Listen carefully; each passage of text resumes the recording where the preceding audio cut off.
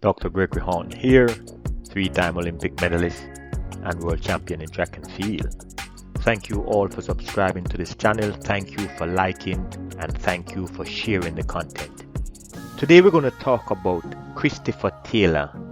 Yes, Christopher Taylor was one of Jamaica's protege who they expected great things from when he decided to leave school and go into the pros.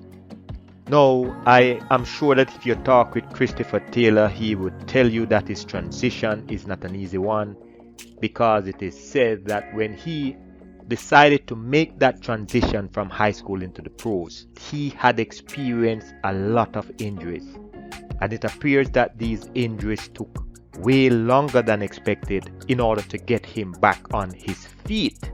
So I'm going to talk about Christopher Taylor. I'm going to talk about some of the high hopes that Jamaica has for him and some of the high hopes that his fans have for him. But as I said before, if you talk with Christopher Taylor, he will tell you that it is not an easy transition based on where he is coming from and where he is now.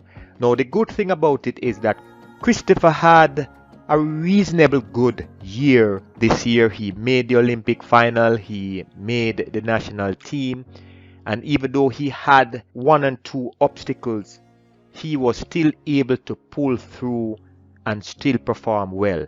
Now, it is our hope that he will maintain what he built on from last season and that he will take whatever momentum he has into the 2022 World Championship in Eugene.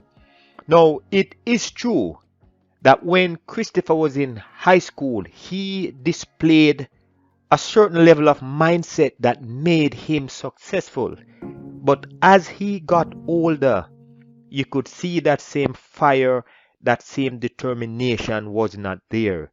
Some are saying that he was overworked at Calabar High School, and as a result, it affected him from making that successful transition. There are some truth to that, because the amount of injuries and the type of injuries that he received illustrated that he was overworked his last 2 to 3 years in high school. Now, it is true that when one enters into the big league, it is no joke.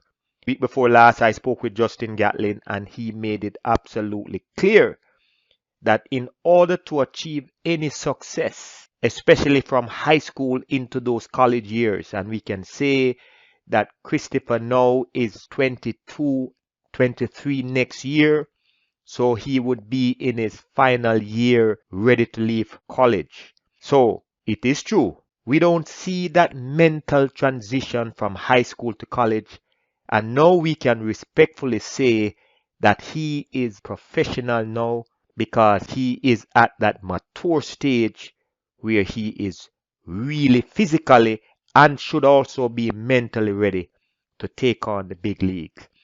Now, here is why it is important. With a person like Christopher, if he has not gained that mindset, that level of mental strength, you will see it in his performance.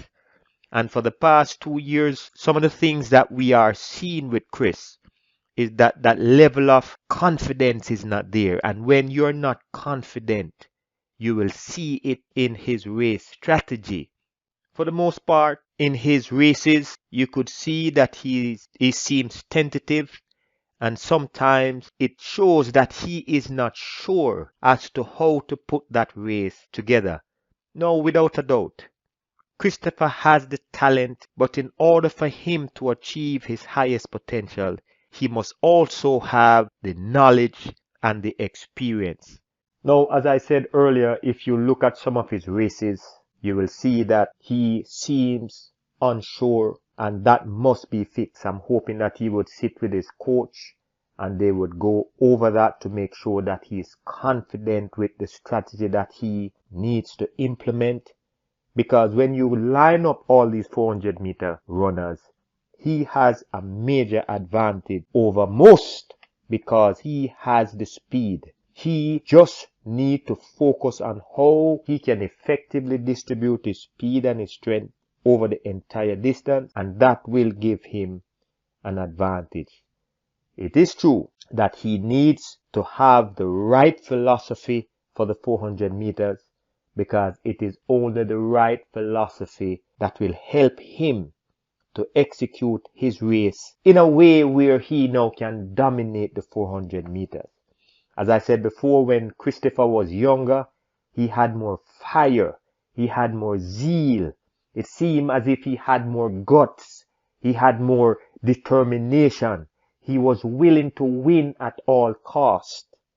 We don't see that same level of willingness, mindset, mental strength and determination right now. So let us hope that with another year under his belt, that he will grow in confidence and he is able to do what he is capable of doing. Now, I'm a little bit concerned with Christopher, because sometimes when you're located in an area like Jacksonville, there's not a whole lot to do. You might get distracted. And sometimes if he is not fully focused, then some of his outside activities may interfere with his physical and mental preparation. So I am hoping that he is disciplined. I am hoping that he is focused. And I am hoping that whatever he is doing off the field or off the track, that it is not affecting or taking away from what he had invested in when he is on the track.